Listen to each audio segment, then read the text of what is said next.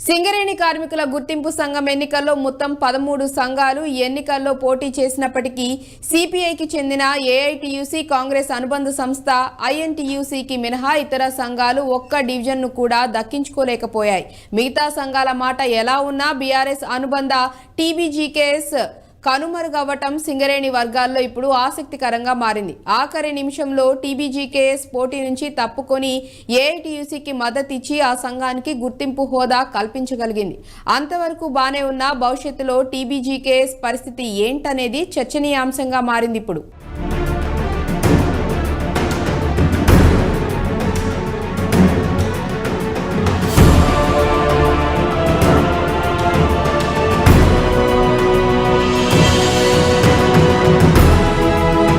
సింగరేణి ఎన్నికల్లో ఐఎన్టీయూసీ ఏఐటీయూసీల మధ్య హోరాహోరీ పోరు.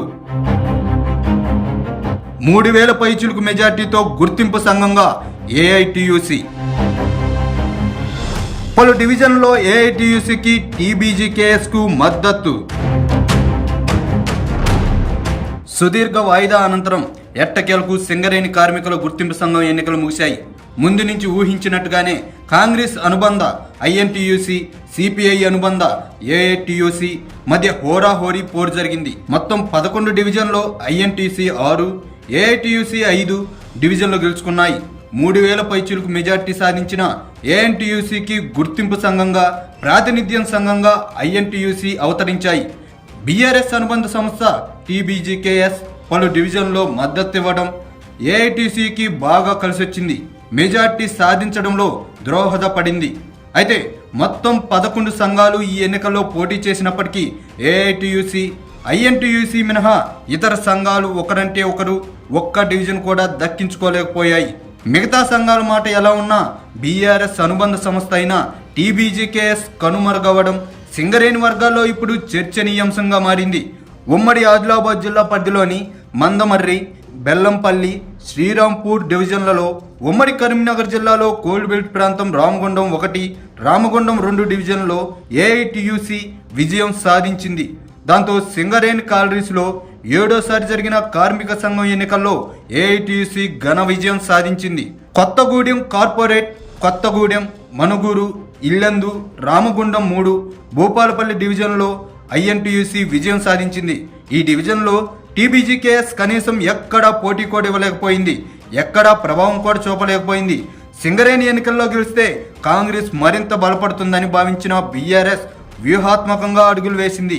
అసెంబ్లీ ఎన్నికల్లో తమను ఓడించిన హస్తం పార్టీని మట్టి కరిపించడమే లక్ష్యంగా సింగరేణి ఎన్నికలు చివరి క్షణంలో పావులు కదిపింది. అసెంబ్లీ ఎన్నికల్లో పొత్తు లేదని పక్కకు నెట్టిన సిపిఐ అనుబంధ సంఘం ఏఎన్టీయూసీకి మద్దతు తెలిపింది. చివరి నిమిషంలో కీలకమైన డివిజన్లో మద్దతు ఇస్తున్నట్టు టీబీజీకేఎస్ తీర్మానాలు చేశారు. దీంతో సింగరేణి ఎన్నికల్లో ఎర్ర జెండా రెపరెపలాడడానికి సాయపడింది. ఇక్కడి వరకు అంతా బాగానే అనిపిస్తున్నా బీఆర్ఎస్ అనుబంధ సంస్థ టీబీజీకేఎస్ సింగరేణిలో కనుమరుగైందనే విశ్లేషణలు వినిపిస్తున్నాయి. 2012, 2017 గుర్తింపు సంఘం ఎన్నికల్లో గెలుపు ద్వారా సుదీర్ఘకాలం పాటు గుర్తింపు సంఘంగా కొనసాగిన టీబీజీకేఎస్ ప్రస్తుత ఎన్నికల్లో ఒకటంటే ఒక్క డివిజన్ కూడా దక్కించుకోలేకపోవడం హాట్ టాపిక్ గా మారింది. కాంగ్రెస్ ఓడించాలనుకున్న బీఆర్ఎస్ లక్ష్యం నెరవేరిందేమో కానీ ఆ పార్టీకి కలిగిన ప్రయోజనమేంటో గులాబీ అధిష్టానానికే తెలియాలంటున్నారు. నిజానికి టీబీజీకేఎస్ ప్రస్తుత ఎన్నికల్లో అనూహ్య రీతిలో కనుమరుగైంది. ఎన్నికల్లో పోటీకి నామినేషన్ వేసినప్పటికీ అసెంబ్లీ ఎన్నికల్లో ఓటమి నేపథ్యంలో కేడర్ నైరాశ్యం వ్యక్తమవుతుంది. ఎన్నికల్లో విజయంపై టీబీజీకేఎస్ నేతలు పెద్దగా ఆసక్తిని ప్రదర్శించలేదు. అధిష్టానం కలగజేసుకున్నప్పటికీ పెద్దగా స్పందన కనిపించలేదు.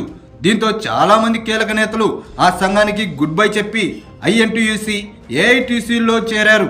కొన్ని ఏరియాలో టీజీబీకేఎస్ నేతలు ఏఐటీసీకి మద్దతు ఇవ్వాలని తీర్మానం చేశారు. దీంతో గుర్తింపు సంఘం ఎన్నికల్లో గనుల వద్ద గులాబీ చండా మసకబారిపోయింది. అసెంబ్లీ ఎన్నికల్లో పరస్పరం పొత్తులతో పోటీ చేసిన కాంగ్రెస్, సిపిఐ అనుబంధ సంఘాలు సింగరేణి ఎన్నికల్లో ప్రత్యర్థులు తలపడ్డాయి. ఇక పొత్తుకు ససేమేరా అన్న బీఆర్ఎస్ పార్టీనే ఇప్పుడు సిపిఐ అనుబంధ సంస్థ ఏఎన్టీయూసీకి మద్దతు ప్రకటించడం ఆసక్తికరమైన పరిణామమని సింగరేణి వర్గాలు చర్చించుకుంటున్నాయి. ఆ క్రమంలో రానున్న రోజుల్లో సింగరేణిలో టీబీజీకేఎస్ భావితవ్యం ఎలా ఉండబోతుంది, అసలు ఉనికిలో ఉంటుందా లేదా అన్న అనుమానాలు వ్యక్తమవుతున్నాయి.